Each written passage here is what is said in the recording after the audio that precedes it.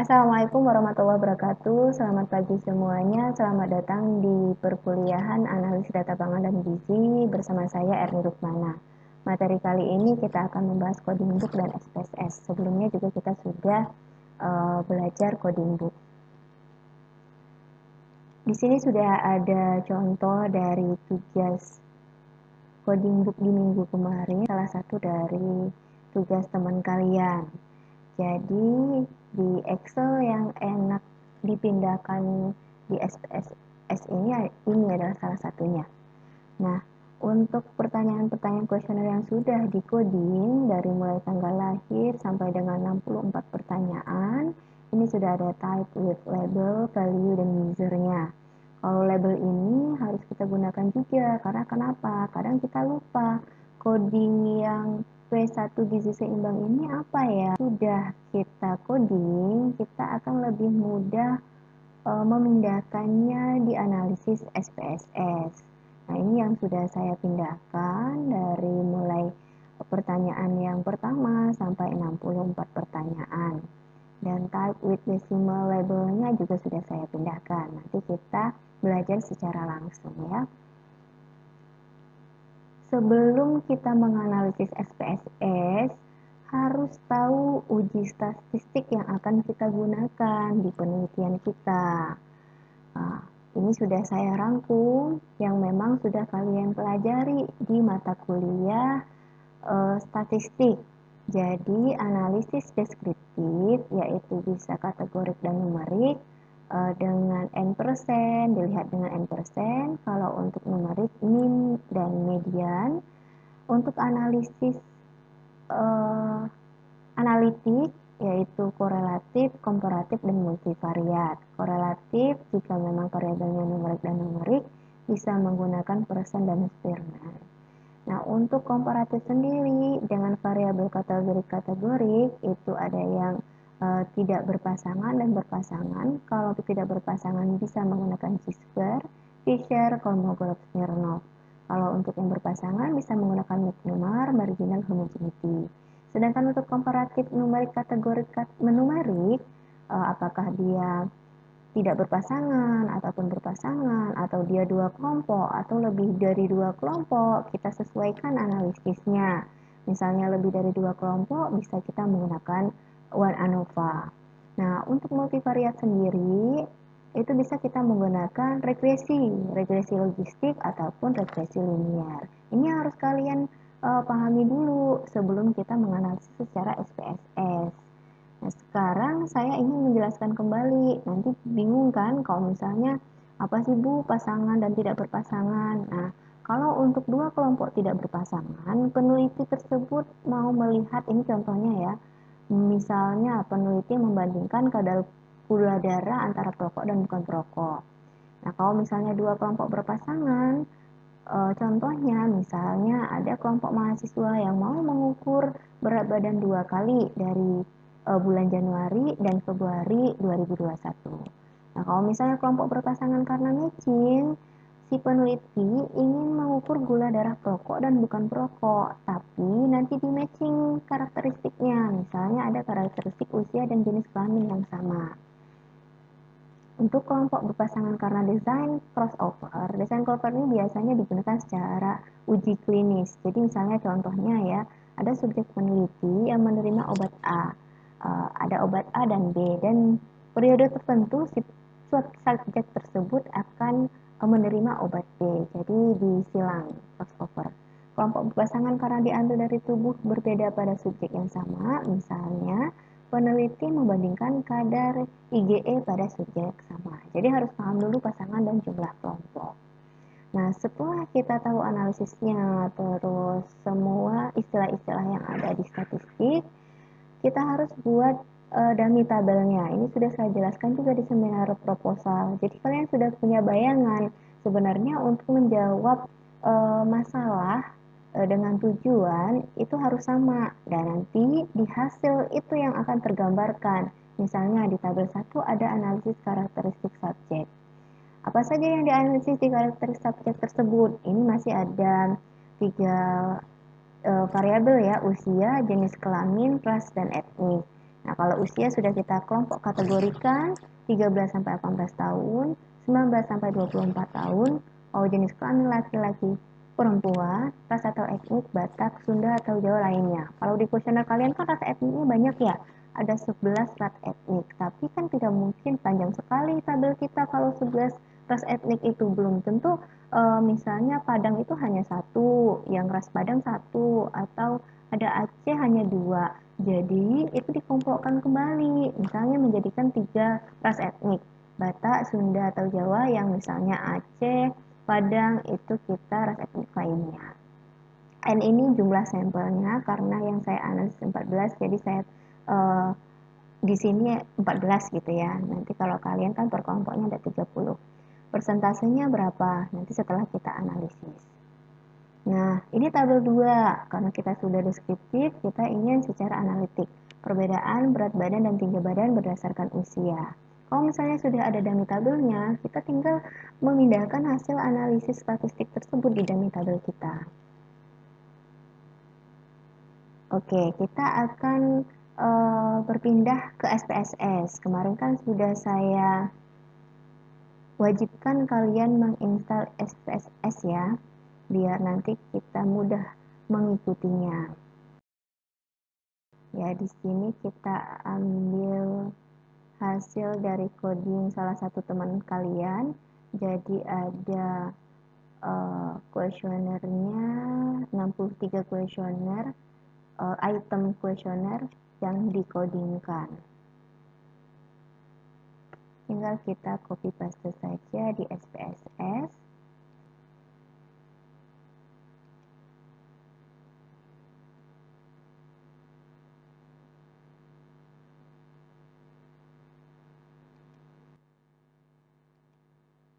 Ya, di sini ada sampai 11 sebelumnya.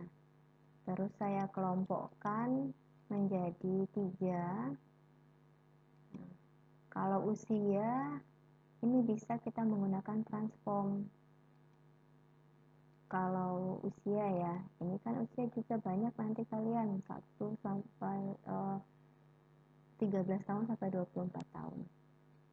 13 tahun sampai 24 tahun bisa kita transform untuk kita kelompokkan. Caranya tinggal transform record into different, usia responden, kelompok usia, kelompok usia,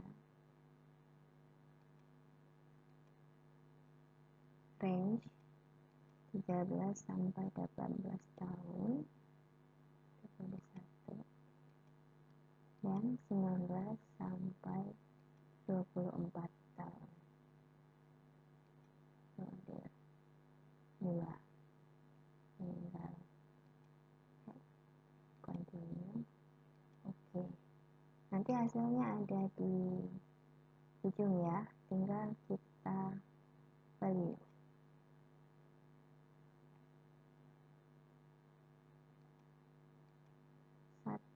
13 sampai 18,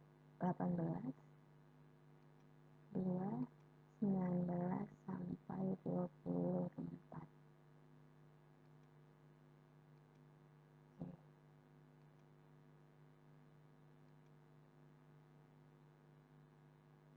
Sudah ada kelompok usia, kalau misalnya biar kita tidak bingung, kita bisa pindahkan sebenarnya.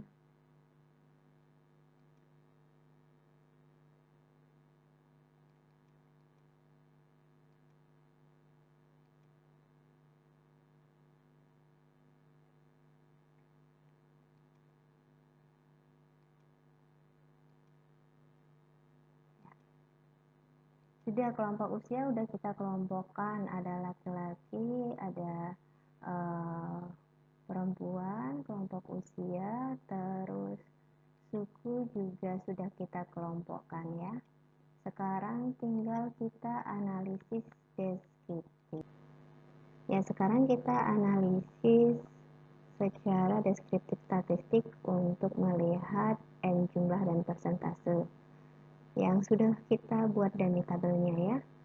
Nah, untuk frekuensi tinggal diklik saja, ambil misalnya kelompok usia, ini sudah saya ambil sebelumnya, jenis kelamin responden, kelompok suku ayah, jadi yang sudah dikelompokkan ya. Kalau kita klik statistik sebenarnya min median, tapi karena kita memang deskriptif kategori, jadi kita ingin melihat N dan persennya saja. Tinggal continue, tinggal OK. Nah, akan terlihat di sini kalau kelompok usia ada 2 orang, 13 sampai 18 tahun, 12 orang dengan usia 19 sampai 24 tahun dengan persentasenya ada 14,3% dan 85,7%. Jenis kelamin juga dan kelompok suku. Ini tinggal kita pindahkan, jadi jangan kalian copy paste terus ditaruh di laporan. Tapi kalian pindahkan itu yang sudah kita buat dummy tabelnya. Nah, di sini ada usia 13 tahun, 12, persentasenya 14,3%, 85,7%. Untuk laki-lakinya ada jumlahnya 8, perempuan 6, 57,1%, 42,9%.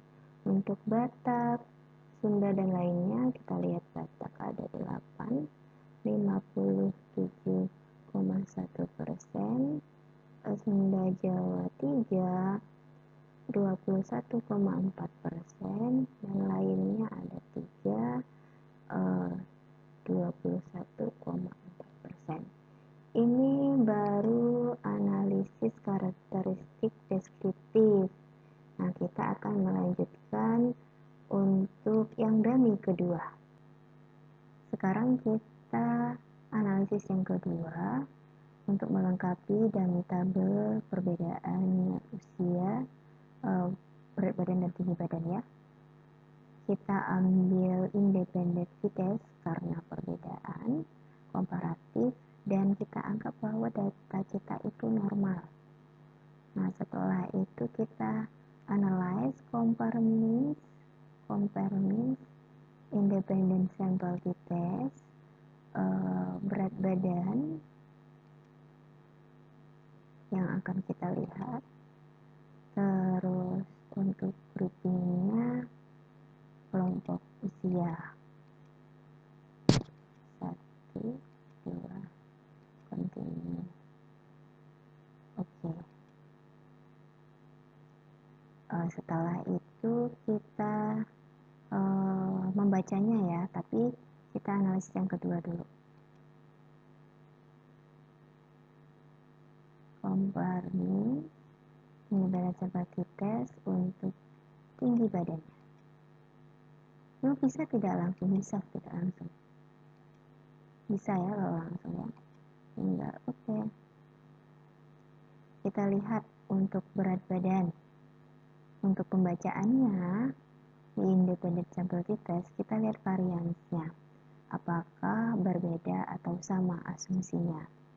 Kalau misalnya dia 0,435 berarti lebih dari 0,05, asumsinya bahwa varian data itu sama.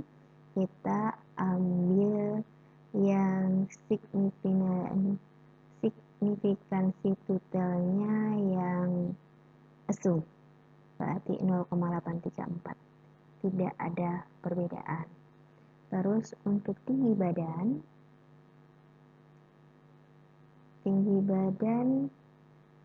kita lihat latent testnya, varian datanya 0,05 berarti kurang dari 0,5. Untuk lihat signifikansi detailnya kita lihat yang not assume, berarti lebih dari 0,05, artinya tidak ada perbedaan secara statistik di usia tersebut. Harusnya adakah perbedaan? Kalau misalnya hipotesis kita ini kita inginkan bahwa berbeda, berarti bisa jadi sampel yang kita peroleh itu kurang ya, karena memang kita harusnya hanya 14 sampel. Oke, itu saja untuk yang bivariatnya. Untuk selanjutnya kita akan coba lagi di pertemuan SPSS. Tapi saya harapkan kalau misalnya kita ada waktu yang lebih, pertemuan ini kita akan tambahkan di Zoom. Terima kasih. Wassalamualaikum warahmatullahi wabarakatuh.